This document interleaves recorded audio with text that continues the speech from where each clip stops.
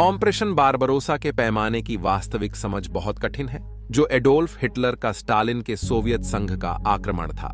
1941 में 22 जून को शुरू होते हुए 38 लाख जर्मन और प्रो एक्सिस सैनिकों ने पोलैंड के कब्जे में जो सीमा थी उसे पार कर दिया और सोवियत संघ के भीतर तेजी से बढ़े। वे अवरोधनीय लग रहे थे जब उन्होंने लाखों वर्ग मील की भूमि का दावा किया और उसे नाज़ी विचारधारा द्वारा अवांछनीय माने जाने वाले लोगों से साफ कर दिया, ताकि एक दिन उसे उपनिवेशित किया जा सके और नाज़ी साम्राज्य को खिलाया और ईंधन दिया जा सके। जर्मन इतने करीब थे सोवियत को हराने में सफल होने के कि फेडोर वॉन बॉक की कमान में आर्मी ग्रुप सेंटर मॉस्को के बहुत करीब पहुंच गया, लेकिन यहां भाग्य दखल देगा।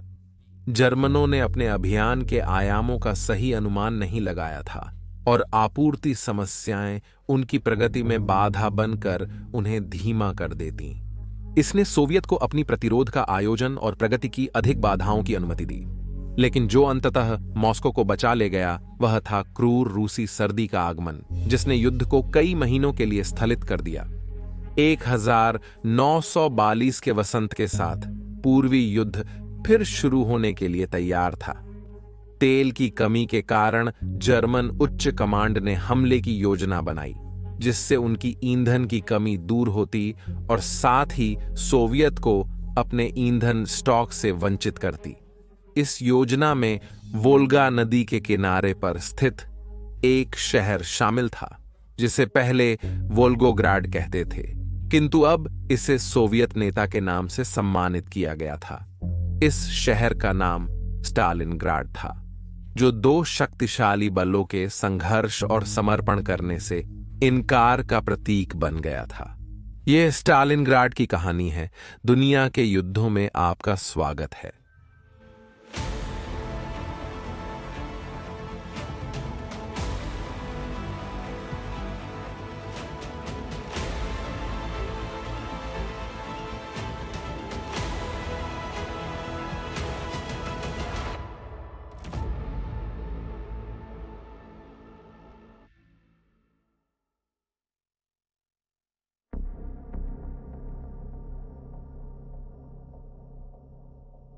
नाजी जर्मन समाज नागरिकों की आज्ञाकारिता और समानता के बावजूद वीरता का आनंद उठाता था। राष्ट्रीय समाजवादी आदर्शों की समानता की मांग के कारण जिन व्यक्तियों या समूहों ने कुछ प्राप्त किया, उन्हें उनके नाजी सपनों के प्रति प्रतिबद्धता के लिए प्रशंसा की गई थी।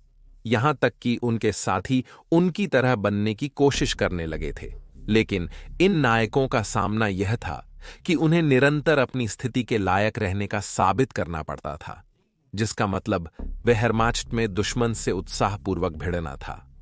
नाजी विचारधारा ने दुश्मन की पहचान की। पूर्वी मोर्चे पर सभी, चाहे वो सोवियत सैनिक, पार्टीजन या यहूदी माता हो, नाजी नेतृत्व के नजरिए में समान थे। वेहरमाच्ट की छठी सेना, जिसे 1929 में बनाया गया था, फील्ड मार्शल वॉल्टर वॉन राइचेनो की नेतृत्व में थी।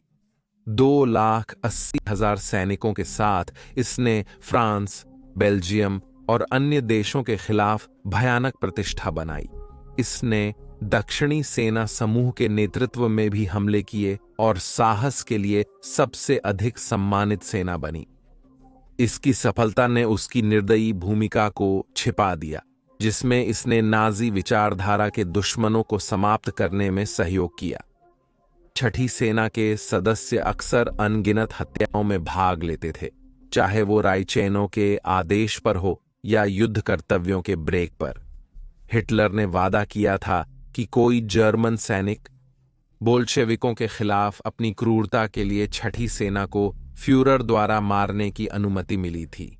1941 के अंत में वेहरमाच्ट की तरह सेना समूह दक्षिण ने कठोर शीतकाल सहन किया था। 12 जनवरी 1942 को जब छठी सेना पश्चिमी यूक्रेन के पोल्टावा के निकट थी, 57 वर्षीय वॉन राइचेनो ने अत्यधिक ठंड में लड़ने का निर्णय लिया। एक सुबह के साथ दोपहर के भोजन के दौरान कुछ अधिकारियों ने देखा कि वे अस्वस्थ हैं और अचानक हृदयघात से गिर पड़े। हिटलर ने तुरंत बर्लिन में उनके उपचार के लिए आदेश दिया। बेहोश होने पर उन्हें एक आर्म चेयर में बांधकर एक डोर्नियर डो 17 बम्बर में लोड किया गया। लेमबर्ग, यूक्रेन में ईंधन भरने के दौरान विमान दुर्घटनाग्रस्त हो गया। छठी सेना के कमांडर की मृत्यु हो गई। वॉन राइचेनो ने जनरल फ्रीडरिक पाउलस को उत्तराधिकारी नियुक्त किया। पाउलस ने पहली विश्व युद्ध में सेवा की थी, रोमेल के साथ लड़े थे, लेकिन वे युद्ध में खुद को अलग करने में विफल रहे। उन्होंने 13वें पैदल सेना दस्ते की कमांड की थी। वे पुरुषों द्वारा अलग देखे जाते थे। इतिहास यह बताएगा कि वे कुछ कम वरिष्ठ जर्मन अधिकारी थे जो वास्तव में अपने सैनिकों की स्थिति और मनोबल को समझते थे, अन्य कमांडर्स की अंधी वफादारी के विपरीत। फ्रांस के पतन के बाद पाउलस को बर्लिन में पुनर्नियुक्त किया गया, जहां उन्होंने सेना समूह दक्षिण के अभियान की योजना बनाने में मदद की। वॉन राइचेनो ने उन्हें अनुकूलता से देखा, हालांकि उनका उत्तराधिकारी के लिए चयन थोड़ा विवादास्पद था। पाउलस के पास अन्य उम्मीदवारों की तुलना में कम अनुभव था और उन्हें लगता था कि नात्सी कारण से उनके पूर्वज उत्तेजित नहीं हैं। वॉन राइचेनो ने सोवियत अवांछनीयों के कठोर उपचार के आदेशों को खारिज किया और अपने सैनिकों को अधिकार के बिना समापन अभियानों पर जाने से रोका। हालांकि उन्होंने एसएस के प्रमुख हाइनरिच हिमलर के आदेशों पर समर्पित हत्या दलों की सहायता के लिए सेना को नियुक्त किया, जो सीमा के पीछे थी। पाउलस का पहला कार्य था अपने नए कमांड को सोवियत सर्दियों के आखिरी महीनों में संचालित करना और वसंत में होने वाले नए हमलों के लिए तैयारी सुनिश्चित करना। हालांकि पहला हमला सोवियतों ने 12 मई 1942 को मार्शल तिमोशेंको के नेतृत्व में खार्कोव के पास पाउलस की सेना पर किया। 3 दिनों की कठोर लड़ाई में 6वीं सेना ने सोवियत सेना की आगे बढ़ती हुई गतिविधियों को रोकने की कोशिश में कई मृत्युओं का सामना किया, जब तक लुफ्तवाफे ने लाल वायुसेना पर स्थानीय वायु प्रभुत्व प्राप्त नहीं किया और तिमोशेंको की सेनाओं पर हवाई हमलों की श्रृंखला शुरू नहीं की।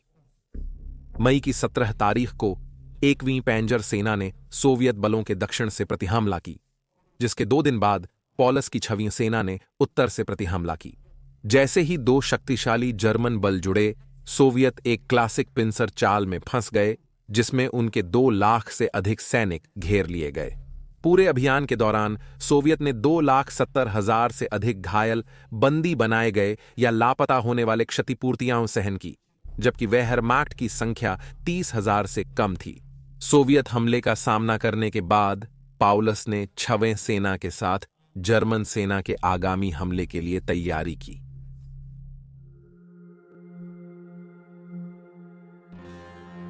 पश्चिमी सोवियत संघ में लोगों की तेजी से बढ़ती प्रगति देखने के बाद पाउलस 1941 के अंत और 1942 की शुरुआत में सेना ने सर्दी में जमे सोवियत संघ को कब्जा किया। अब उत्तरी अफ्रीका और पश्चिमी यूरोप में ब्रिटिश के विरुद्ध अमेरिका से सहयोग मिलने पर हिटलर ने सोवियतों के खिलाफ ग्रीष्मकालीन हमलों की योजना तैयार करी, पूर्व की ओर तेजी से बढ़ने की उम्मीद करते हुए। उसका प्रमुख उद्देश्य था सोवियत तेल क्षेत्रों को कॉकेसस क्षेत्र में, विशेषकर वर्तमान अजरबैजान के बाकू शहर के आसपास कब्जा करना। इससे जर्मनी को युद्ध के लिए आवश्यक तेल मिलेगा, परंतु यह सोवियत तेल उत्पादन का लगभग 88% होगा, जिससे स्टालिन की आर्मर यूनिट्स और वायुसेना को बड़ा झटका लगेगा।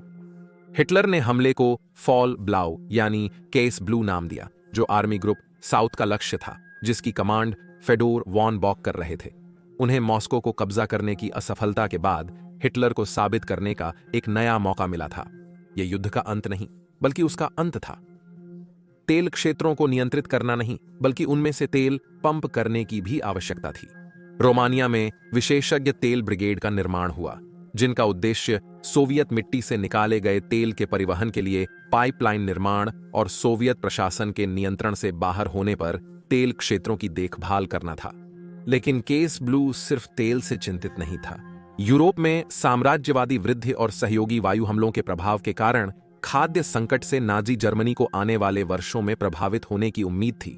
ऑपरेशन बारबरोसा की शुरुआत से सिर्फ 2 दिन पहले नाजी सिद्धांतवादी और विचारधारा अल्फ्रेड रोजनबर्ग ने यह रूपरेखित किया कि दीर्घकालिक जर्मन सफलता के लिए वेहरमाख्ट को सोवियत संघ के दक्षिण पश्चिमी क्षेत्र के उर्वर कृषि क्षेत्रों को पकड़ना भी उच्च प्राथमिकता बनाना होगा। उनके शब्दों में, यह क्षेत्र नाजी जर्मनी का अन्नकोश बन जाएगा। अब आगामी घटना अविश्वसनीय लगती है। प्रारंभिक संदर्भ में स्टालिन नामक शहर का कब्जा उच्च प्राथमिकता नहीं था।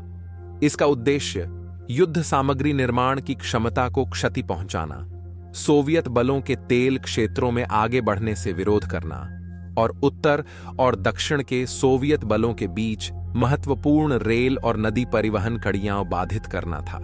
हालांकि हिटलर को स्टालिन के नामकरण शहर को कब्जा करने का मूल्य नहीं मिला और जैसे हमले की योजनाएं प्रकट हुईं, शहर को सोवियत सेना ने कब्जा कर लिया। उन्होंने सपने देखे कि उस लक्ष्य की प्राप्ति स्टालिन के लिए अपमानजनक होगी जब उनके शहर के अवशेषों पर नाजी स्वास्तिका उच्च कोटि पर उठाई जाएगी। तैयारियों के शुरू होते ही वेहरमाख्ट के कई कमांडरों ने योजना की चिंताएं व्यक्त की। आर्मी ग्रुप साउथ द्वारा स्थापित की गई सामने की विस्तृत लाइन, जो 1000 मील से अधिक थी, जर्मन सप्लाई चेन पर भारी बोझ डाल रही थी। इससे पहले से ही कमजोर हो रही नाजी युद्ध मशीन और अधिक डगमगाने लगी थी, जो हमले के प्रमुख कारणों में से एक था। इसके अलावा हमेशा यह खतरा रहता था कि जर्मन खुद को बहुत पतला फैला दें और सोवियतों को वहां मौका दें जहां लाइन सबसे पतली थी और जर्मन बल्लों के गुच्छों को घेर लें। जर्मन ऐसी रणनीतियों की प्रभावशीलता को अच्छी तरह समझते थे और उन्होंने उन्हें सफलतापूर्वक कई बार लागू किया, जिसमें खारकोव की मई की लड़ाई भी शामिल है। वॉन बॉक इस योजना के भाग की आलोचना करते थे क्योंकि इसमें गैर जर्मन इकाइयों जैसे रोमानियाई और हंगेरियाई पर अधिक निर्भरता थी, जो वेहरमाख्ट की प्रगति का समर्थन करते और पूरे पूर्वी अभियान के दौरान जर्मनों से कम सक्षम और समर्पित सिद्ध हुए थे। लुफ्तवाफे के लुफ्तफ्लोट 4 पर दोनों चिंताओं को दूर करने के लिए विश्वास किया गया था। यह आगे बढ़ने वाली जर्मन सेनाओं को वायु सहायता प्रदान करने, किसी भी सोवियत ब्रेक थ्रू को रोकने और लॉजिस्टिक सहायता के लिए उड़ान भरकर आपूर्ति कर सकता था। लुफ्तवाफे के योद्धाओं का सोवियत विमानों के खिलाफ आवरण देना जर्मनों की संख्यात्मक बाध्यता के बावजूद खराब रणनीतियों और अलगाववादी कमांड संरचना से अप्रभावी हो जाता था। ऑस्ट्रियाई जनरल अलेक्जेंडर लोवे की नेतृत्व में लुफ्तफ्लोट 4 ने 1942 से पहले गहन युद्ध लड़ा, जिसमें 1929 में पोलैंड पर व्यापक बमबारी अभियान शामिल थे। मनोबल आमतौर पर उच्च था, खासकर योद्धा पायलटों में, जो पूर्वी मोर्चे पर सोवियत पायलटों के विरुद्ध अपने स्कोर बढ़ाने को एक तरीका समझते थे। फिर भी पुरुषों और उपकरणों की बढ़ती थकान एक छिपी हुई समस्या थी, जिसमें लुफ्तवाफे बल को हमले के बाद विश्राम की आवश्यक अवधियों से महरूम कर दिया गया था। फिर भी अभियान की शुरुआत में केस ब्लू का समर्थन करने के लिए 1500 से अधिक जर्मन विमान उपलब्ध थे। केस ब्लू 2 मुख्य क्षेत्रों में कार्य करेगा। पहला उद्देश्य तेल क्षेत्रों के उत्तर में था, डॉन नदी के किनारों को सुरक्षित करना और फिर वोल्गा की ओर बढ़ना। इस प्रकार दक्षिणी फ्लैंक के लिए उत्तरी फ्लैंक को सुरक्षित करना ताकि वह तेल क्षेत्रों पर आगे बढ़ सके।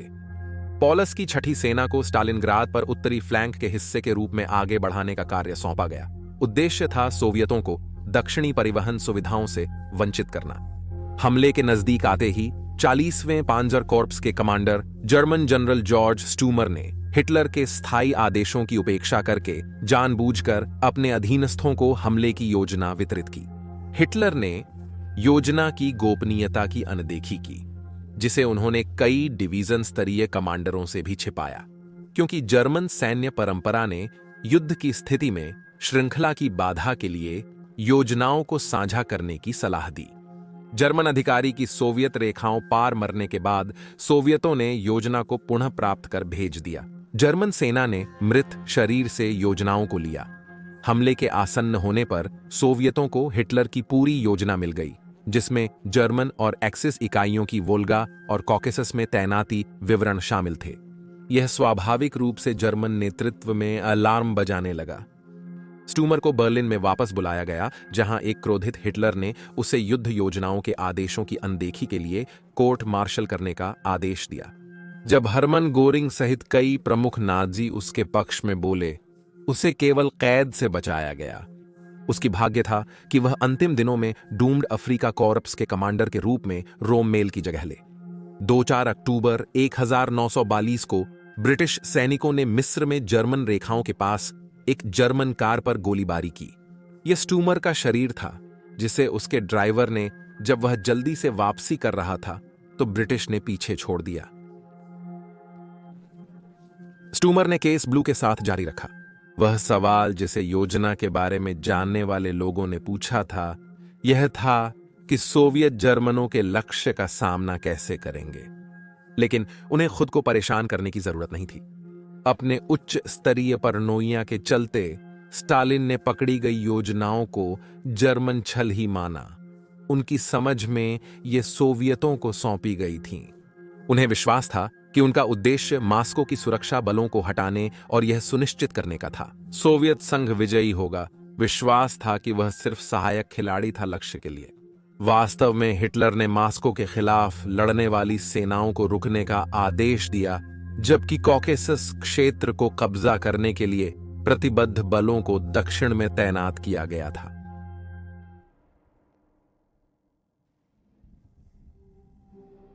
महत्वाकांक्षी हमले की शुरुआत से पहले सोवियत संघ को अपने खिलाफ लड़ाई शुरू करनी थी। सोवियत संघ को अपने खिलाफ युद्ध शुरू करना पड़ा और आपूर्ति प्रयासों को बढ़ावा दिया गया ताकि बलों को स्थानांतरित किया जा सके। रूसी रेल पश्चिम से सैनिकों, टैंकों, आर्मर्ड वाहनों और उनकी सामग्री ले जा रही थी।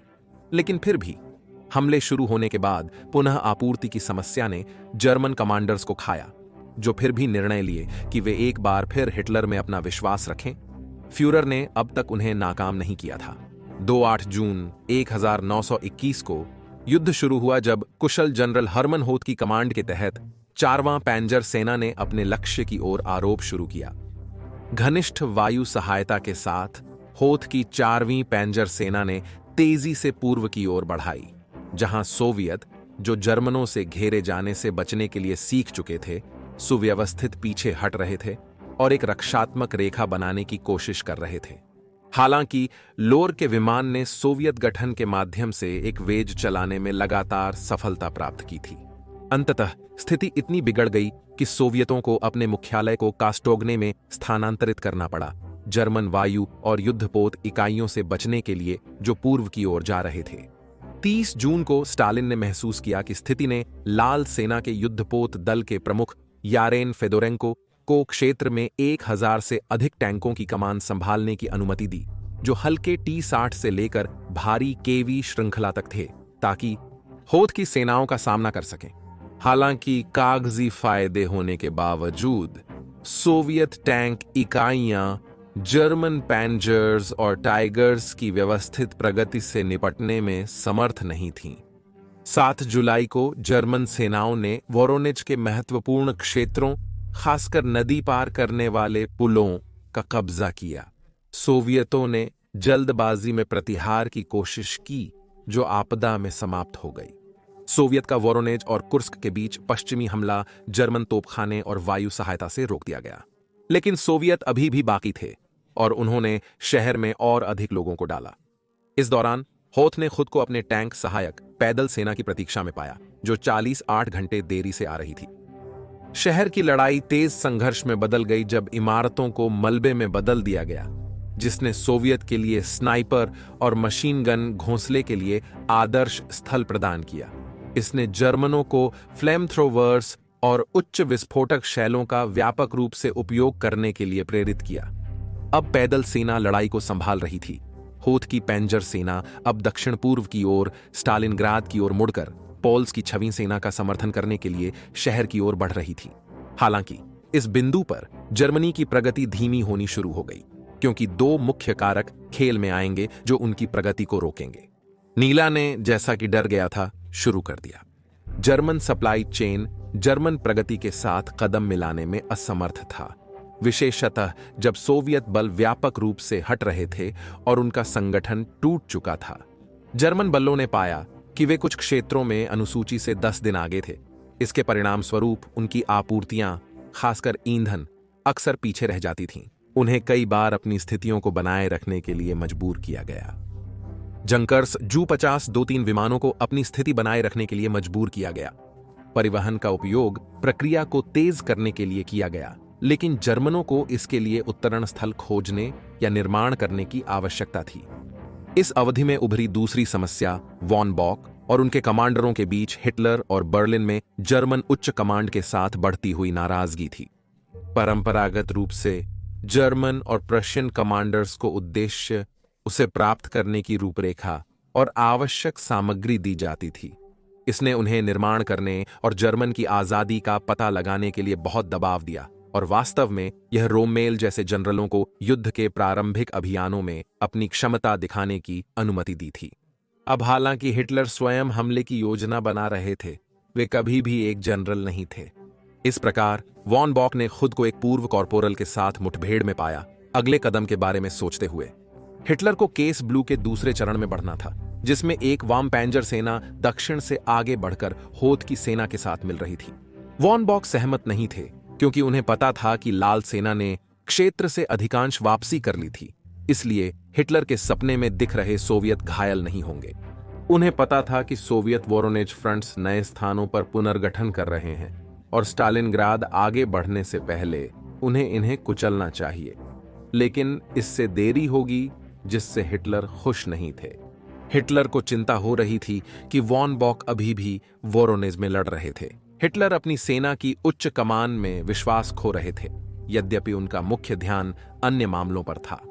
उन्हें यह महसूस हो रहा था कि वॉन बॉक सेना समूह दक्षिण का प्रबंधन स्थिरता से नहीं कर पा रहे थे और उन्हें जो मौके मिल रहे थे उन्हें वे गवा रहे थे।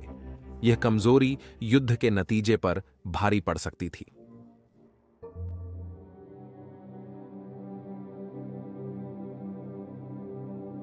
हिटलर ने निर्णय किया कि सेना समूह दक्षिण को दो छोटे भागों में विभाजित करके आगे बढ़ना होगा। समूह ए की कमान मार्शल विल्हेल्म लिस्ट करेंगे, जिनकी सेनाएं जर्मन एक्वान टैंक 11वां, 17वां और रोमानियाई तीसरी शामिल हैं। उन्हें दक्षिणी क्षेत्र के तेल क्षेत्रों को कब्जा करने के लिए नियुक्त किया गया था। इसी दौरान समूह बी को उत्तरी पंख की सुरक्षा के लिए नियुक्त किया गया था। वह वॉन बॉक के अधीन रहेगा और पॉलस की 6वीं सेना भी इसमें शामिल थी, जिसे अब दक्षिणी मुख्य हमले और स्टालिनग्राद पर हमले के लिए आदेश दिए गए थे, रोमानियाई, हंगेरियन और इतालवी सैनिकों के साथ। हिटलर का मानना था कि सोवियत लोग रोस्टोव के उत्तर में निचले डोन नदी की ओर हट गए थे। उन्होंने होथ की 4वीं पैंजर सेना को पॉलस की सेना के पीछे दक्षिण की ओर आदेश दिया। स्टालिनग्राड पर आगे बढ़ते हुए वॉन क्लाइस्ट के पैंजर्स का समर्थन करने के लिए वहां दुश्मन को घेरने में। लेकिन सचमुच वहां घेरने के लिए कोई सार्थक दुश्मन नहीं था। होथ की सेनाओं को दक्षिणी मोर्चे पर ले जाने से उन्हें मुख्य लड़ाई से बाहर और संसाधनों को बांध दिया गया। साथ ही दक्षिण की ओर जाने की सड़कों और रेल मार्गों को भी जाम कर दिया। वास्तव में यातायात जाम जर्मनों के लिए प्रमुख समस्या बन गए थे।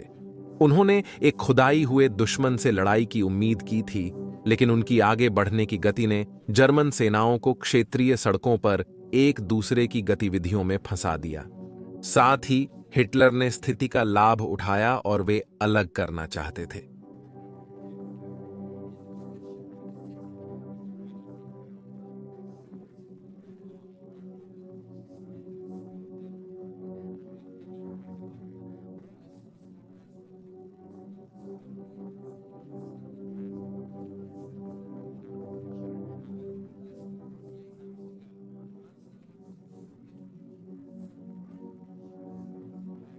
T-34 मध्यम टैंक मोरोजोवस्की स्टेशन पर जर्मन सेना के पास पहुंचे। जर्मन पैदल सेना ने आसपास के क्षेत्रों को कब्जा कर मजबूत किया, जबकि पैनजर और अन्य वाहन युद्ध के लिए तैयार हो रहे थे। 16 जुलाई को 1740 घंटे पर 3 T-34 और 2 T-60 नजदीकी मोरोजोव फार्म से जर्मन सेनाओं के लिए क्षेत्र की जांच करते हुए पहुंचे।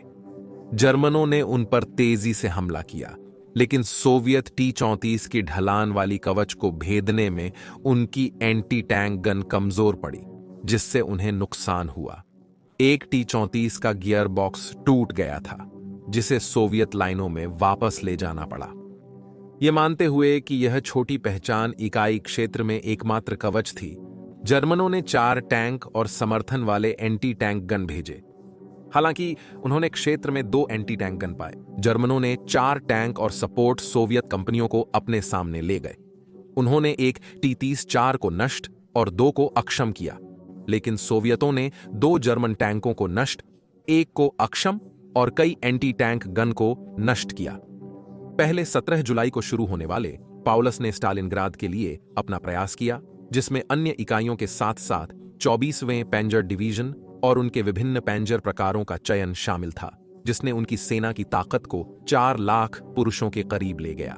उसकी सेना को पूर्वी मोर्चे पर वेहरमाख्ट को खत्म करने से रोकने वाले सप्लाई मुद्दों से बचने का कोई उपाय नहीं था, जिसने शहर की ओर उसकी आगे बढ़ने की गति को धीमा कर दिया।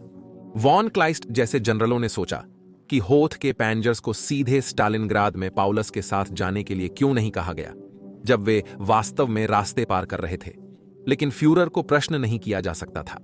उसी दिन हिटलर ने बॉक को आर्मी ग्रुप बी के कमांडर के रूप में राहत दी और उनकी जगह मैक्सिमिलियन वॉन वाइट्स को लगाया। फ्यूरर के विश्वास को खोने के बाद बॉक ने युद्ध के अंतिम काल में वेहरमाख्ट की शीर्ष कमांड की जिम्मेदारी नहीं ली, बल्कि शांतिपूर्ण रिटायरमेंट चुना।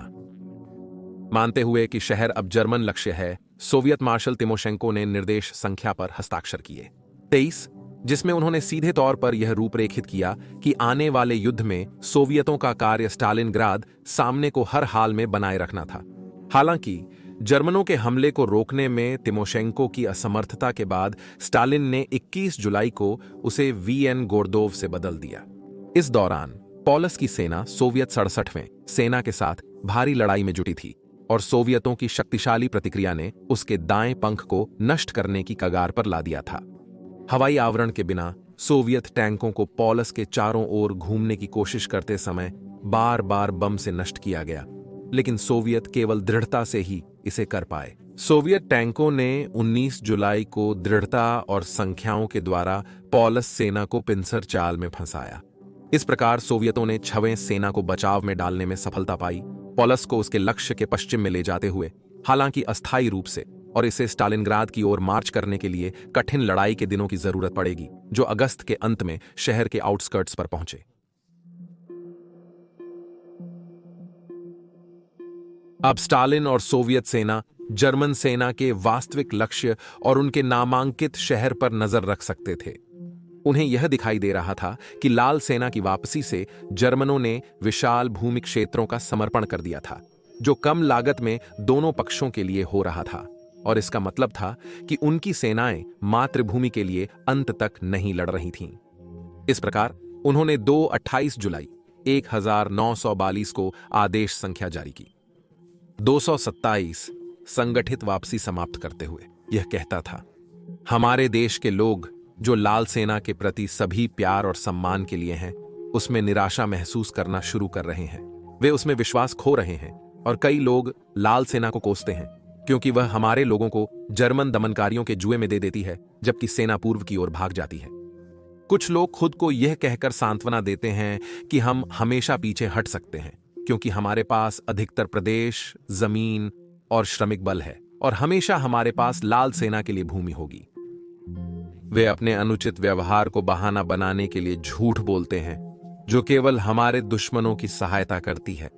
यूक्रेन, बेलारूस, बाल्टिक भूमि, डोनबास और अन्य क्षेत्रों के नुकसान के बाद हमारे पास कहीं कम प्रदेश, कहीं कम लोग, कहीं कम अनाज और धातु, कम कारखाने और औद्योगिक संयंत्र हैं, और अधिक पीछे हटना हमारे और हमारी मातृभूमि का विनाश करना होगा। हमारे पास जो है वो समय और ऊर्जा की बर्बादी है। हमें वो भूमि छोड़नी होगी जो हमारे दुश्मन को मजबूत और हमें कमजोर बनाती है, हमारी मातृभूमि। अतः पीछे हटने का समय समाप्त हुआ, एक कदम भी पीछे नहीं। यही हमारा नारा होना चाहिए। अब इस एक आदेश के साथ सोवियत नेता ने स्टालिनग्राद की महत्वपूर्ण लड़ाई के लिए मंच सजा दिया था, जो हिटलर के राष्ट्रीय समाजवाद और स्टालिन के कम्युनिज्म के बीच की संघर्ष का प्रतीक बन जाएगा। यह सोवियत संघ के मरण की घोषणा भी थी। सोवियत संघ हजारों सैनिकों का था। वापसी के खिलाफ अतिरिक्त बीमा के लिए स्टालिन के आदेश ने अपने सबसे विश्वसनीय सैनिकों द्वारा आगे बढ़ते सोवियत सैनिकों के पीछे मशीन गन टीमों की स्थापना की मांग की थी। अगर कोई भी हमले से वापस होता तो इन मशीन गननेरों ने उन्हें उनकी मानसिक कायरता के लिए मिटा दिया था, चाहे जर्मन स्थिति के खिलाफ सफलता की संभावनाएं लगभग शून्य ही क्यों न हो। स्टालिन के निर्देशों का सबसे निंदनीय पहलू यह था कि उन्होंने न केवल सोवियत संघ को परास्त किया था, बल्कि और भी कुछ कर सकते थे।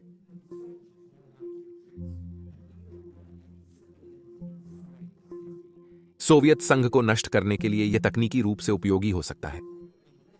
बैरिकेड और टैंक जाल बनाने, सैनिकों को खाद्य और सामग्री प्रदान करने के साथ ही शहर के हथियार निर्यात कारखानों में निर्माण कार्य जारी रखना। स्टालिन यह मानते थे कि शहर के नागरिकों को बंद करके लाल सेना के सैनिक और अधिक सुरक्षा और संघर्ष के लिए प्रेरित होंगे। सोवियत सैनिकों में प्रतिरोध करने की इच्छा थी, लेकिन अधिकारियों के प्रति उनका विश्वास कभी कभी अस्थायी होता था, जिसका प्रभाव सबसे ऊपर से लेफ्टिनेंट्स तक होता था। स्टालिन को यह झांक था कि लाल सेना के पूर्वज ने पहली विश्व युद्ध में त्सार के खिलाफ मोड़ लिया था और उन्होंने हमेशा डर था कि अब उनकी सरकार के साथ ऐसा होगा। यह अधिकारियों और उनके सैनिकों के बीच अविश्वास पैदा करता था। जर्मनों द्वारा कब्जा किए गए सोवियत प्रदेश में हुए अत्याचारों की जानकारी ने सैनिकों को अत्यधिक प्रेरित किया। आपूर्ति मुद्दे ने सोवियतों के लिए समस्या पैदा की, जिससे हथियार निर्माण को पूर्व में स्थानांतरित करके और बदतर बनाया गया था। ब्रिटेन और अमेरिका के पश्चिमी सहयोगियों ने उपकरण की कमी को पूरा करने में मदद की। 17 का अर्थ था कि जब तक सर्दी नहीं आती कोई नया उपकरण नहीं आएगा, जिसे जर्मन विमानों से छिपाने में अंधकार मदद करेगा। इसलिए 1942 के अगस्त में स्टालिनग्राद में सोवियत उपकरण में पुराने और नए हथियारों की अव्यवस्था थी, जो अक्सर कहीं से भी इकट्ठा किए जाते थे। कभी कभी पूरी इकाइयां एक ही प्रकार के हथियार जैसे बोल्ट एक्शन राइफल या सबमशीन गन्स से संपन्न होती थीं। राइफलों की रेंज उत्कृष्ट थी, लेकिन धीमा रिलोड समय जो लंबे समय तक लड़ाई के लिए उपयुक्त था। सड़कों पर घर घर मुकाबले में बेकार सब मशीन गन वाली स्थिति निर्भर थी कि पुरुषों को हथियार मिले या नहीं। कई इकाइयों को आवश्यकताओं का आधा हथियार ही मिला था। इसका समाधान यह था कि 2 पुरुषों को जोड़ना, एक के पास हथियार और दूसरे के पास गोलियां, जो पहले व्यक्ति को गोली मारने के बाद हथियार उठाएंगे। 23 अगस्त तक शहर की तैयारी पॉलस की 6ठी सेना के खिलाफ बचाव के लिए चल रही थी। होथ की 4थी पेंजर सेना द्वारा समर्थित सेना अब समाप्त हो गई थी, जो दक्षिण से शहर पर हमला कर रही थी। सोवियत रक्षकों ने पेंजर्स और पैदल सेना की भीड़ को देखा। उन्हें पता चल गया था कि जर्मन पहले हमला करेंगे। ऐसा अधिकांश हमले में होता रहा है, जहां लुफ्तवाफे ने प्रत्येक हमले का अग्रदूत बनकर दुश्मन बलों को उड़ा दिया था और ब्लॉकिंग बल बनकर उनके पंख बचाने में मदद की थी। जर्मन सहयोगी सेनाओं के साथ 12वीं सेना की कमांड अलेक्जेंडर लॉ से हटाकर जनरल वॉन रिच्टहोफेन को दी गई थी। उन्होंने 1933 में हरमन गोरिंग के साथ मिलकर लुफ्तवाफे में शामिल होने का निमंत्रण स्वीकार किया और निकट वायु सहायता तकनीकों को सुधारने का कार्य किया। ये तकनीकें स्पेन में परीक्षण की गईं और 1935 में जर्मन सेना में उन्हें पोस्ट किया गया। पोलैंड से संपन्न कला के बाद फ्रांस के आक्रमण के समय रिच्टहोफेन को अपनी सेना द्वारा एक आक्रामक कमांडर के रूप में वर्णित किया गया था, जो सभी ऑपरेशनल उड़ान में शामिल होता था। वह अपने सैनिकों की क्षमता में विश्वास करता था और किसी भी असफलता पर उनकी भावनाएं व्यक्त करता था। उनकी आक्रामकता ने उन्हें फ्यूरर के प्रिय बनाया, लेकिन कई सैनिक उनसे नाराज थे। वह 4थी पेंजर सेना और जर्मन जनरलों के साथ ज्वलंत संबंध रखता था। पॉलस के अग्रदूतों का समर्थन करने के लिए रिच्टहोफेन ने एक बमबारी ऑपरेशन का आयोजन किया, जिसका उद्देश्य शहर के उपनगरीय क्षेत्रों में आग लगाना था। स्टालिनग्राड की रक्षा कर रहे नागरिकों ने आग के तूफान में दम घुटने की मौत से जूझते देखा, जब आग ने शरण स्थलों की सारी ऑक्सीजन समाप्त कर दी। अंधाधुंध बमबारी ने शहर के बड़े क्षेत्रों को नष्ट कर दिया और हताहत संख्या हजारों की थी। वायु हमले के आरंभ होते ही पॉल्स एग्रेसर ने शहर पर हमला किया, जिसमें 14वें पेंजर कोर्पस और 50 एकवेन कोर्पस शामिल थे। उनका हमला तीव्र था। उन्होंने हर पल सोवियत प्रतिरोध से लड़ा और शहर के उत्तरी भाग तक तेजी से पहुंच गए वोल्गा को प्राप्त किया।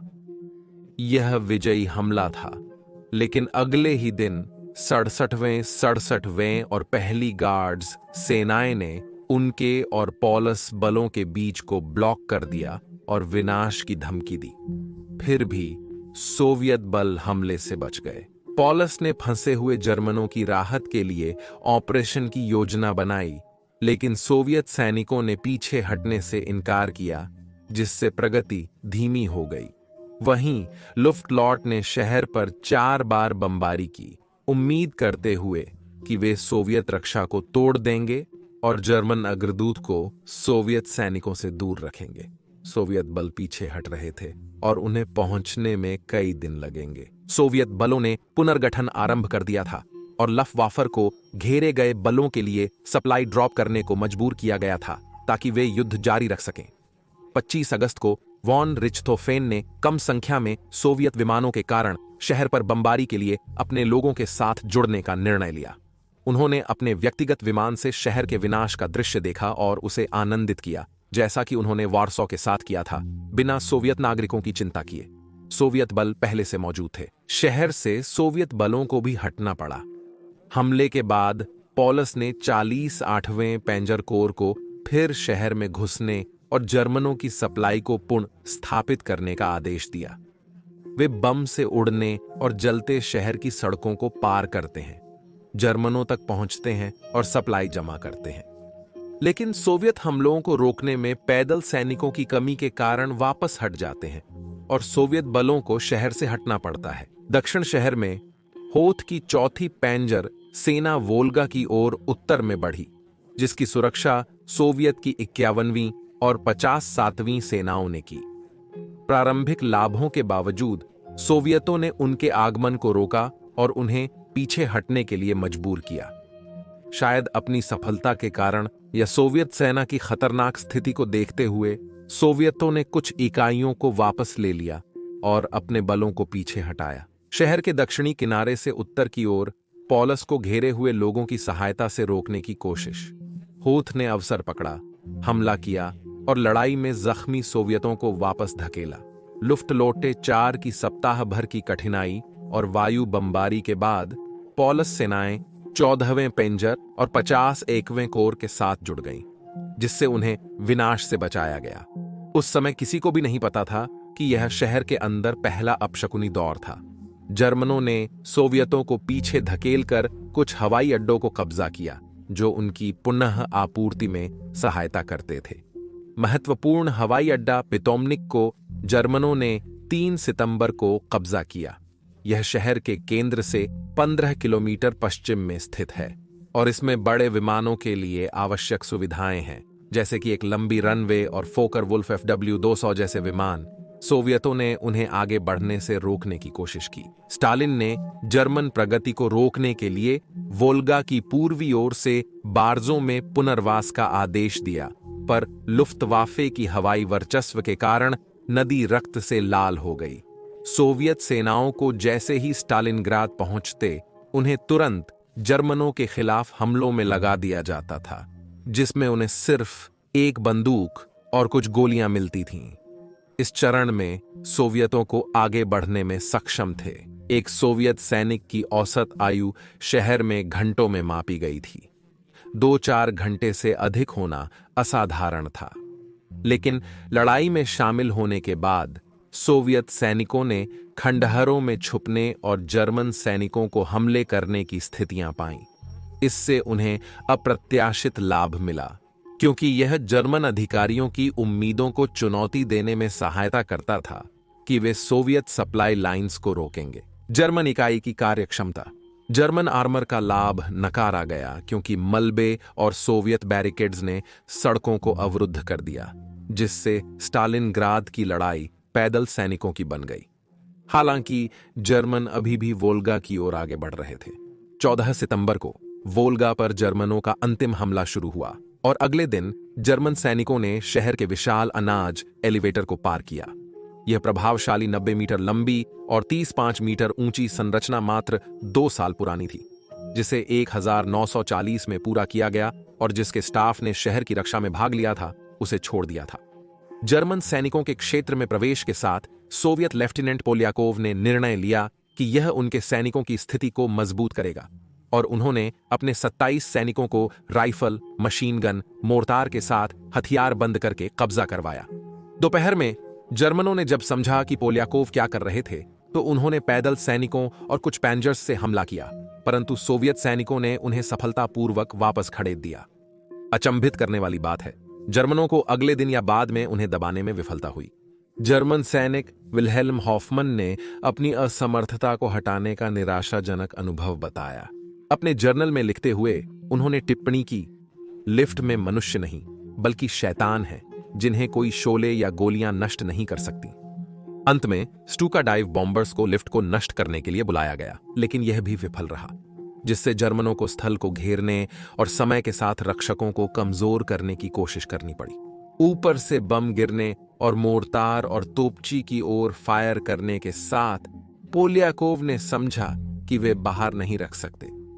21 सितंबर को जर्मनों ने रणनीति बदली और सोवियत सहयोगियों का एक समूह भेजा रक्षकों को समर्पण के लिए, परंतु पोलियाकोव ने मना कर दिया, जिसके फलस्वरूप जर्मनों ने पुनः हमला किया।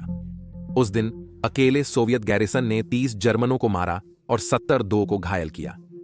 पोलियाकोव को पता था कि समय कम है, इसलिए रात में उन्होंने और उनकी इकाई के जीवित रहने वाले लोगों ने ब्रेक लिया और 24 तारीख को 15 लोग सोवियत लाइनों पर पहुंचे।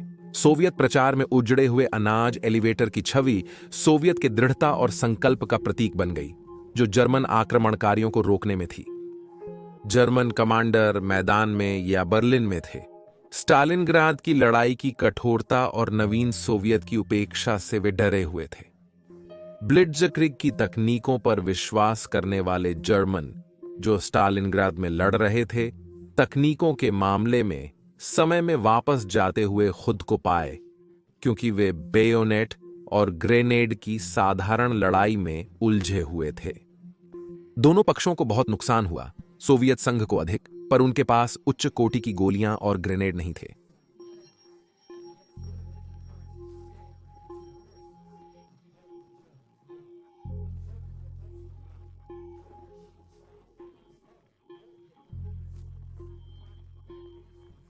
और सुनने के लिए नहीं था, उसके लिए यह सिर्फ एक युद्ध से ज्यादा था। यह अब एक शतरंज की तरह बन गया था, जहां हिटलर और स्टालिन विपक्षी खिलाड़ी थे और हिटलर ने जीतने का दृढ़ निर्णय किया था। हालांकि यह अभिमान भी जर्मन स्थिति के कुछ तथ्यों को नजरअंदाज नहीं कर सकता था। पॉलस और हौथ की सेनाओं के भयावह नुकसान के चलते उनकी जगह बदलने की अत्यधिक आवश्यकता थी। टैंकों का लंबे समय तक उपयोग और सोवियतों की सजा के कारण खराब होने और तोपखाना इकाइयों ने रिपोर्ट किया कि उनकी फील्ड गन की बैरल खराब हो रही थी। लुफ्तवाफे ने स्टालिनग्राद हमले और कॉकेसस तेल क्षेत्रों के चार्ज का इतना समर्थन किया कि इसके कर्मचारी और मशीनें मनोवैज्ञानिक थकान से पीड़ित हो गईं। और बेशक यदि यह सब काफी नहीं था, तो जर्मन सप्लाई चेन अभी भी बाधाओं से जूझ रहा था और अनेक जर्मन सैनिक शहर से खाना चुराने या दुश्मन पर गोली चलाने को मजबूर थे। उन्होंने अपने साथ लाए गए घोड़े खा रहे थे। हिटलर ने हाल्डर की चेतावनियों को निराशावादी मानकर उन्हें 2-4 सितंबर को बरतरफ कर दिया। वाइट्स ने निर्णय किया कि शहर में पाउलस की स्थिति सुधारने के लिए उत्तरी और दक्षिणी फ्लैंक को कवर करने वाली जर्मन इकाइयों को पुनः स्थापित करना चाहिए और इन पदों को अधिकतर रोमानियाई और इतालवी इकाइयों द्वारा संभाला जाना चाहिए। यह स्थिति को देखते हुए एक तार्किक कदम था। हालांकि कुछ जर्मन उच्च कमांड वाले इन इकाइयों पर निर्भर होने से घबराए थे, विशेषकर इतालवी, जो बार बार साबित हो चुके थे कि वे जर्मन और कई सहयोगी योद्धाओं से कहीं अधीन हैं, लेकिन कोई अन्य विकल्प नहीं था। 30 सितंबर को विजय की आशा में हिटलर ने गलती से मान लिया कि शहर गिर चुका है। हालांकि वास्तव में पॉलस और हॉफ की सेनाएं सोवियत के खिलाफ सख्त अटकाव में फंसी हुई थीं। इतालवी, जो अब वोल्गा के साथ शहर की 9 मील लंबी पट्टी में घुसे हुए थे। कुछ जगहों पर जर्मन इतने नजदीक थे कि वे महान नदी को पार करने वाली सोवियत सेना के साथ गोलीबारी कर रहे थे। फिर भी ना स्टालिन और ना ही लाल सेना ने शहर के बचे हिस्से को छोड़ने की तैयारी की। एक कदम भी पीछे नहीं।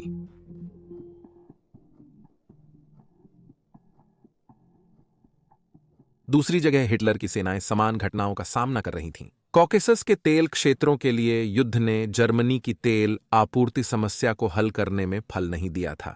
स्टालिनग्राद की तरह सोवियत सेनाओं ने भूमि पर कठोरता दिखाई और वह रमाच्ट को धीरे धीरे मरने के लिए मजबूर किया। यह व्यंग्यपूर्ण है कि दक्षिण पूर्व की प्रगति की सबसे बड़ी बाधा बढ़ती ईंधन की कमी थी, जिसने सेना समूह ए के युद्ध खंभों को गंभीरता से प्रभावित किया, उन्हें धीमा कर दिया और सोवियतों को समय और ऊर्जा दी। यह वह समय था जब जर्मनों के हाथ लगने वाले सभी तेल क्षेत्रों को नष्ट करने का। युद्ध मशीन को जीवन रक्षक के रूप में उपयोग करने के बजाय जर्मन इसे व्यर्थ में थका रहे थे। हिटलर ने अपने संचालन प्रमुख अल्फ्रेड लोडल को वॉन लिस्ट की कार्यवाही के बारे में जानने के लिए उससे मिलने के लिए भेजा। वॉन लिस्ट ने अपने सेना समूह की समस्याओं को हल करने का प्रयास किया और लोडल फ्यूरर के पास वापस लौटे, बताते हुए कि वे संभवतः उत्तम कार्य कर रहे हैं। फ्यूरर ने असहमति जताई और जिम्मेदारी से छुटकारा पाया। फ्यूरर ने लिस्ट को कमांड दी, स्वयं कमांड संभालने के बजाय। अक्टूबर की सर्दी चारों ओर छाने लगी। हिटलर ने समझा कि उनकी सेना सर्दियों से पहले क्षेत्र को नहीं जीत पाएगी, इसलिए उन्होंने वॉन रिचथोफन को सोवियत नियंत्रण में बचे हुए तेल क्षेत्रों पर बमबारी की आज्ञा दी, जो 8 अक्टूबर से शुरू हुई। अगर वह तेल नहीं ले सकते थे तो स्टालिन भी नहीं। यह उसकी योजनाओं को प्रभावित करता था, लेकिन वह यह जानकर संतुष्ट था कि उसके लोगों ने स्टालिन के शहर को प्रायः प्राप्त कर लिया था। उसे ठंडे मौसम के साथ क्या आ रहा था, उसे पता नहीं था। सोवियत स्टावका में मार्शल जुकोव एक योजना बना रहे थे जो उनके अनुसार पॉलस और होथ की सेनाओं को स्टालिनग्राद से निकाल देगी। केवल हजारों सैनिकों को खंडहरों में भेजना काफी नहीं था, क्योंकि सोवियतों को भी जर्मनों की तरह घर घर लड़ाई से जुड़ी समस्याएं उत्पन्न हो रही थीं। इसके बजाय झुकोव ने जर्मन इकाइयों के पुनर्स्थापन का ध्यान दिया शहर के किनारों से, और उन्होंने यह समझा कि अब उत्तर और दक्षिण की इन हीन एक्सिस इकाइयों के माध्यम से शहर की परिधि का प्रयास करने का समय था। झुकोव ने अपनी योजना को यूरेनस ऑन ऑपरेशन नाम दिया, जो ब्रह्मांड के ग्रीक देवता और युद्ध के देवता मार्स के परदादा के नाम पर था। नाम ने संकेत किया कि यह ऑपरेशन सर्वव्यापी होगा और उस उद्देश्य के लिए लगभग 1 मिलियन पुरुषों, हजारों टैंकों और एक पुनर्गठित दुनिया से मिलकर बना था, जिनमें से पहला लाल वायु सेना था। हमले के बड़े पैमाने पर और उसे जर्मनों से गुप्त रखने की वजह से यह एक विशाल कार्य था। लॉजिस्टिक्स की शामिलता ने हमले की तारीख को कई बार टाल दिया, जब तक कि अंततः 19 नवंबर की सुबह वह तैयार नहीं हो गया। उत्तर में मॉस्को समय के 720 घंटे पर 3 वाम रोमानियाई सेना को सोवियत लाइनों की शक्तिशाली तोपखाना और रॉकेट बैरेज से आक्रमण हुआ, जो 80 मिनट तक चला। घबराए हुए और कुटे हुए रोमानियाई फिर उनकी स्थिति पर ट्रंडल करते हुए 200 से अधिक T-34 टैंकों की भयावह दृश्य को देखकर भयभीत हो गए। रोमानियाई पहली लहर का सख्त प्रतिरोध करते हैं उनकी सराहना के लिए। हालांकि उनकी लड़ाई जारी रखने की तैयारी नहीं थी और जल्द ही वे अव्यवस्थित रूप से पीछे हटने को मजबूर हो गए। अगली सुबह सोवियत की योजना जर्मन उच्च कमांड के लिए सामने आई, जब दक्षिण में 1000 से अधिक कत्युषा रॉकेट्स ने रोमानियाई 4वें सेना के पथ को विस्फोटित किया। सैनिक 2 शाखा गठन में चले गए ताकि वे शहर छोड़ने और उत्तर की ओर मुड़ने से पहले पीछे हटते रोमानियाई की जगह ले सकें।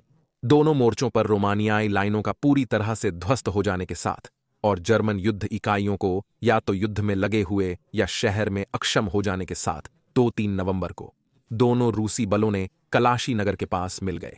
सोवियत ब्लिट्ज़क्रिग सफल रहा। उन्होंने जर्मन की 6ठी सेना और 4वीं पैंजर सेना के तत्वों 2,45,000 पुरुषों, जिनमें पॉलस शामिल थे, लेकिन होत नहीं, शहर के अंदर घेर लिया और उन्हें आपूर्ति और पुनर्वास से काट दिया। पॉलस जानते थे कि महत्वपूर्ण मोड़ पर नक्शे पर घेराव सच था और उसे शहर से बाहर निकलकर सोवियतों से पहले वेहरमाख्ट की प्रमुख बल से पुनः जुड़ना चाहिए। हिटलर ने ऐसा माना कि एक बार जर्मन सैनिक ने स्थान ले लिया तो कोई भी उसे हिला नहीं सकता। इसलिए उन्होंने पॉलस को आदेश दिया कि वे इस स्थल में बने रहें, जिसे इतिहास में स्टालिनग्राद पॉकेट कहा जाएगा, और वे लड़ने वाले पुरुषों के लिए राहत देने के लिए एक जर्मन प्रतिक्रियात्मक हमले की प्रतीक्षा कर रहे थे। इस बीच प्राथमिकता स्टालिनग्राद पॉकेट में सेनाओं की पुनः आपूर्ति को दी गई, सभी भूमि मार्गों को बंद करने के बाद। इसका मतलब था कि लुफ्तवाफे को हवाई मार्ग से आपूर्ति करनी थी, जो पॉल्स के लोगों के लिए बचाव का एकीकृत उपाय था। उस समय के अनुमान से खाद्य, ईंधन और गोलीबारी के लिए दैनिक 500 टन की जरूरत थी। हालांकि पॉलस ने 750 के लिए मांग की थी। धन्यवाद। कई कब्जा किए गए हवाई अड्डे, जिसमें पितोमनिक भी शामिल है, पॉकेट के अंदर जर्मन हाथों में रहे, लेकिन फिर भी कार्य विशाल था।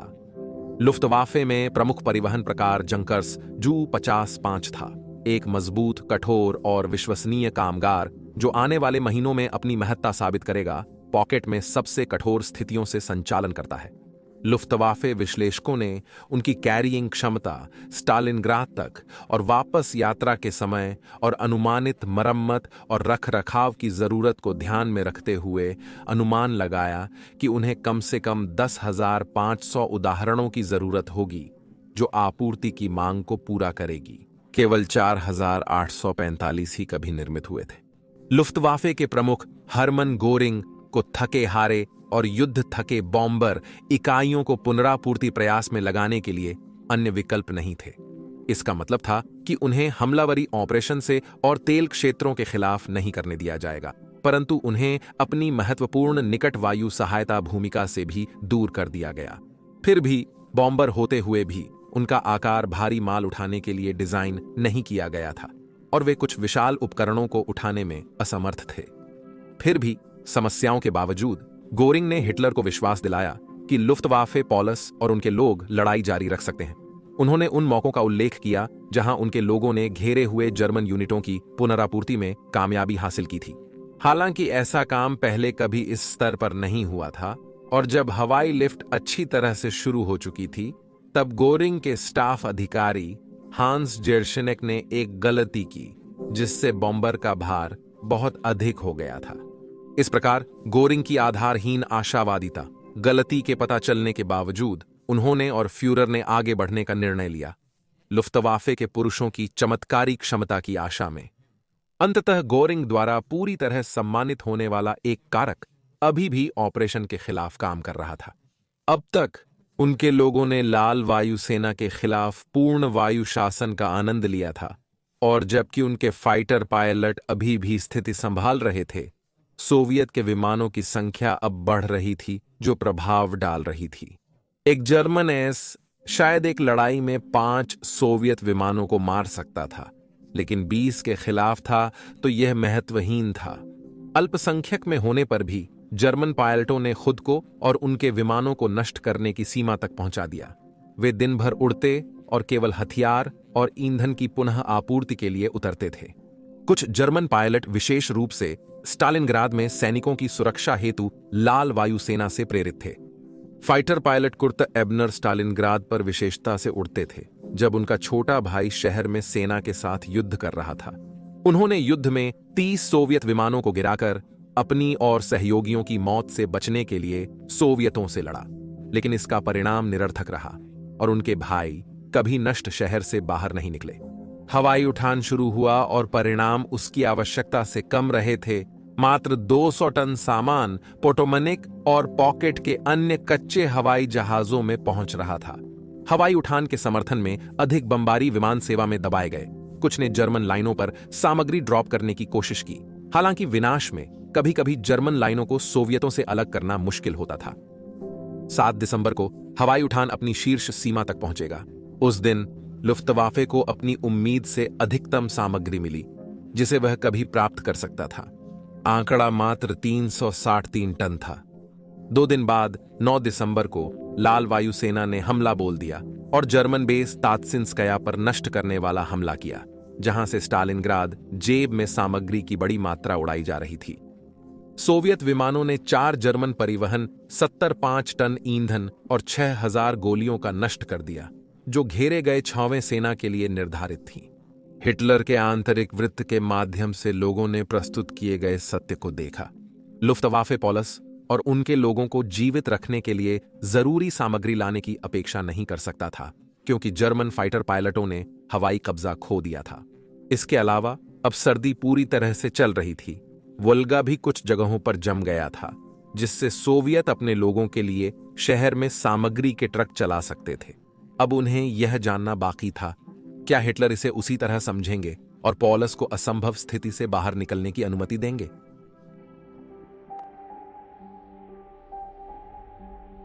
18 दिसंबर को field marshal Erich von Manstein, German army group Don के कमांडर, ने कमांडर से मिलने के लिए एक जूनियर अधिकारी को भेजा और अपने योजनाबद्ध हमले को बताया, जिससे घेराबंदी हटेगी। इस ग्रुप में आर्मी ग्रुप बी की बाकी इकाइयां शामिल थीं, जो सोवियतों के खिलाफ लड़ रही थीं और अंततः पॉलस को बचाने का काम करेगी। पॉल्स को सूचित किया गया कि वह 2 भागों में होगा। राहत बल और उनकी अटकी हुई बल एक दूसरे से भिड़ेंगे, जिसे विंटर स्टॉर्म और थंडरक्लैप कहा जाता है। इसके बाद वे दोनों शहरों के बाहर नई फ्रंट लाइन तैयार करेंगे और सर्दियों में सोवियत आगे बढ़ने से रोकेंगे।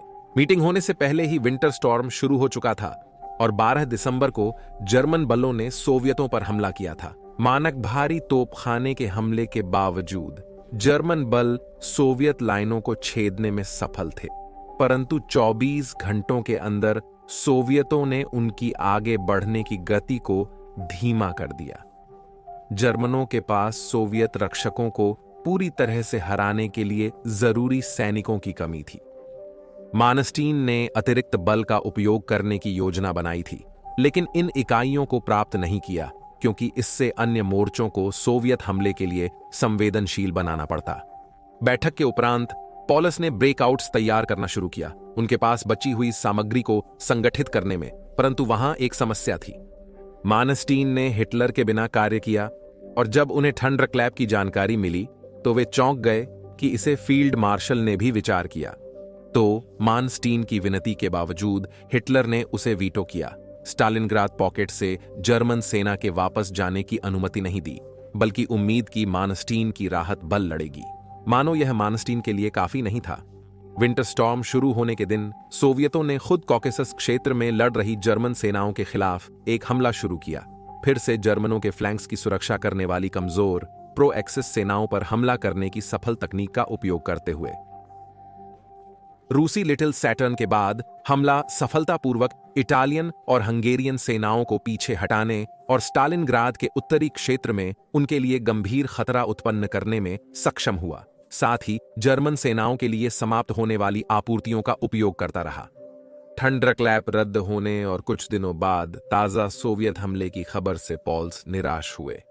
मैनस्टीन की राहत सेना ने लड़ाई जारी रखी, परंतु पॉलस के बिना वे आगे बढ़ने में असमर्थ रहे। मैनस्टीन ने हिटलर से फिर से छवी सेना को वापस लाने की भीख मांगी, लेकिन फ्यूरर ने इनकार कर दिया।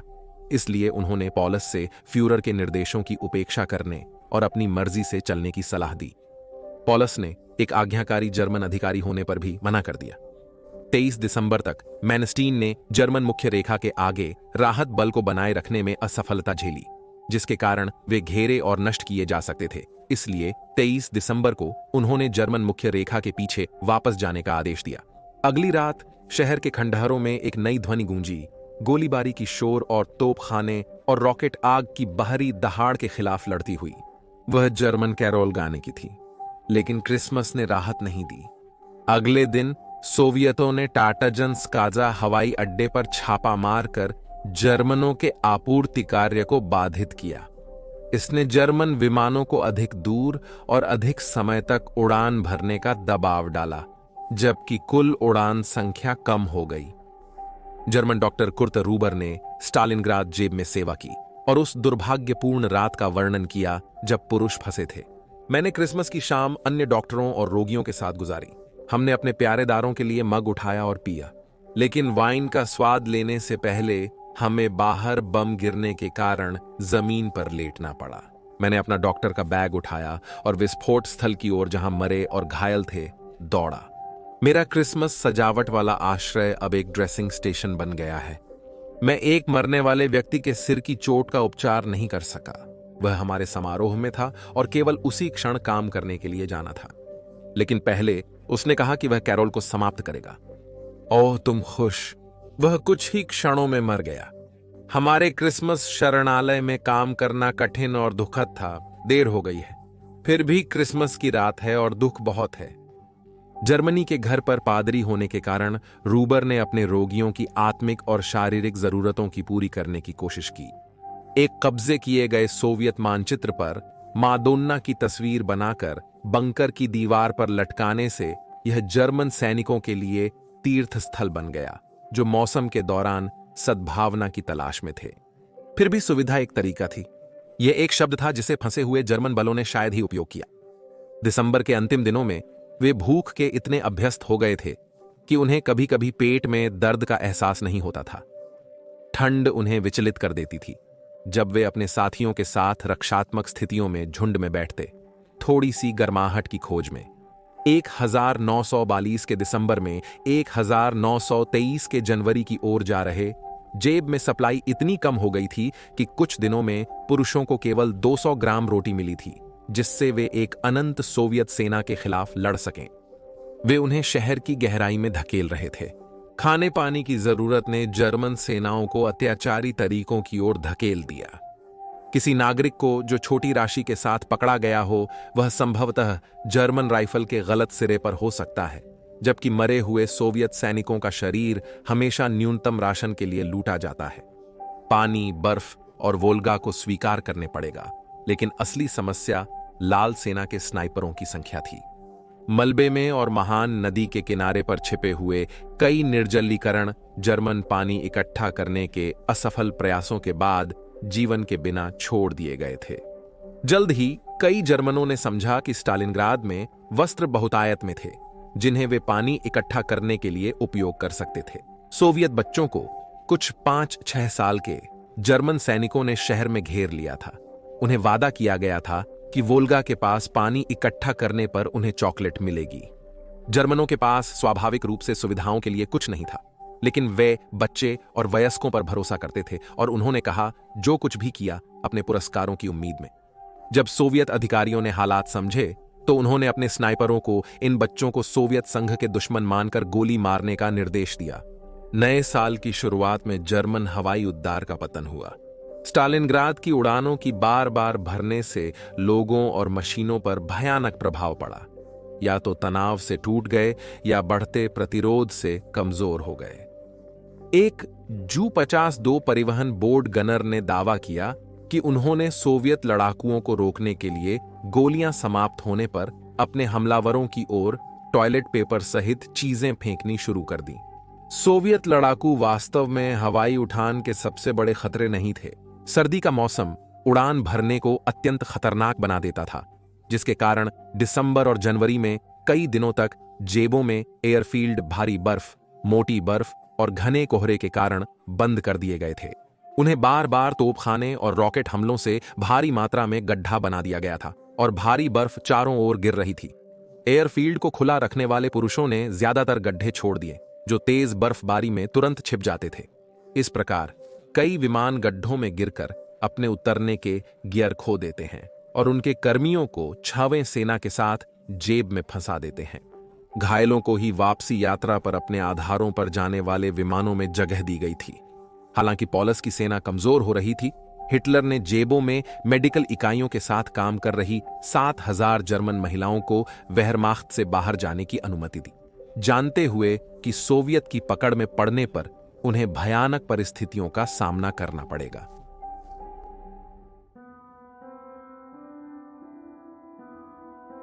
एक 1943 की 9 जनवरी को बचे हुए जर्मन सैनिकों को एक सिकुड़ते हुए जेब में दबाए जाते हैं, जब बाहरी जर्मन सेना सोवियतों के हमले को रोकने का प्रयास करती है। सभी के लिए फ्यूरर के अतिरिक्त पॉलस और उनके सैनिकों का अंत स्पष्ट हो जाता है। इस बिंदु पर सोवियतों ने फैसला किया कि वे छड़ी की बजाय गाजर पेश करें। तो सोवियत विमान ने जर्मन सैनिकों पर पत्रों की बहार की, जिसमें बताया गया कि सोवियत के समर्पण को स्वीकार करने पर उन्हें अनुकूल व्यवहार मिल सकता है। समर्पण प्रस्ताव यह दर्शाता था कि प्रतिरोध न करने पर उन्हें कोई हानि नहीं होगी और युद्ध के उपरांत पुरुषों को जर्मनी लौटने की अनुमति दी जाएगी। अगर यह पर्याप्त नहीं था तो उन्हें नियमित राशन और किसी भी बीमार या घायल जर्मन सैनिकों को चिकित्सा सहायता का वादा किया गया था। हालांकि फ्यूरर ने कहा कि समर्पण अनुमति नहीं थी, इसलिए पॉल्स फिर से लाइन में आए और प्रस्ताव को ठुकरा दिया। इस परिणाम स्वरूप अब जो केवल एक शहर का कारकस था, उसमें अपनी जान के लिए लड़ रहे हर आदमी को एक अधिकारी विनाश की भावना लगती थी। उन्हें सोचना पड़ रहा था कि पॉल्स के प्रस्ताव को ठुकराने के बाद क्या वे अधिक कठोर व्यवहार की उम्मीद कर सकते हैं। कुछ लोगों को यह उनकी बची हुई ऊर्जा से और संघर्ष करने के लिए प्रोत्साहित करता था, जबकि कुछ निराशा में डूब गए।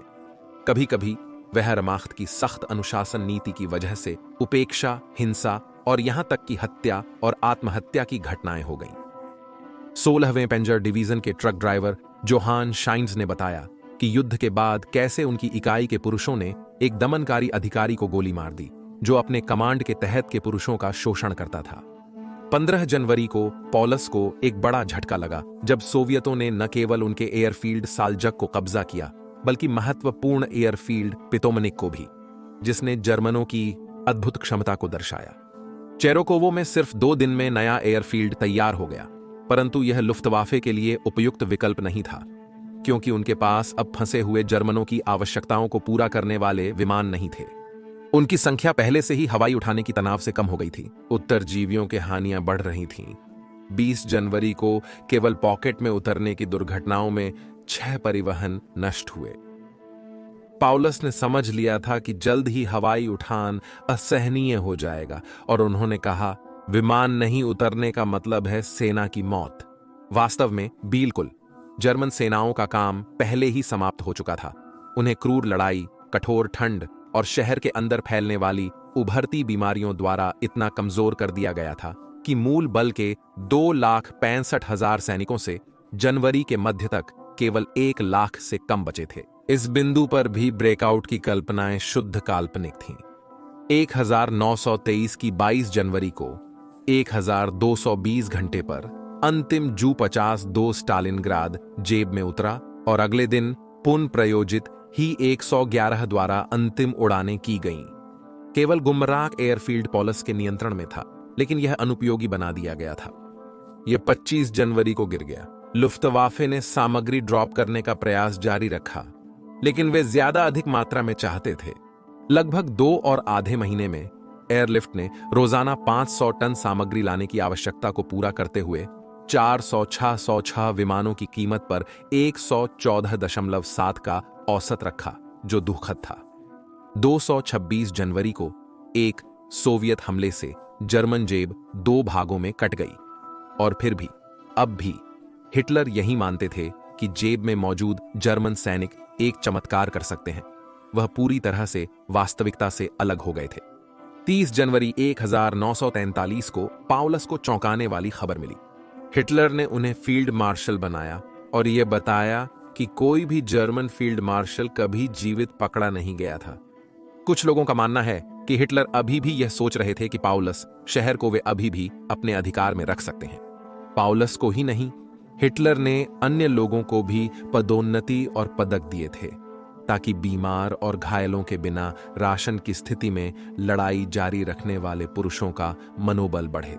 अन्य लोगों के अनुसार हिटलर पाउलस को जर्मन सेना की इज्जत बचाने के लिए अंत से पहले आत्महत्या करने के लिए कह रहे थे।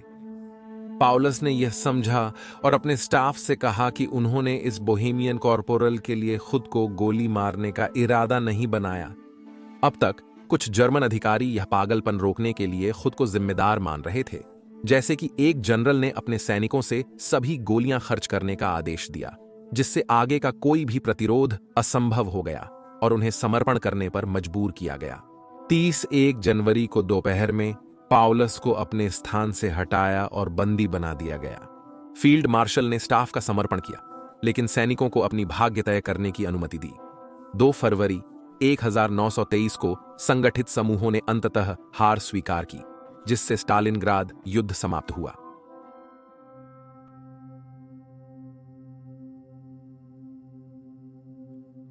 दो 2,45,000 जर्मन और एक्सिस सेनाओं को स्टालिनग्राद जेब में फंसा दिया गया था।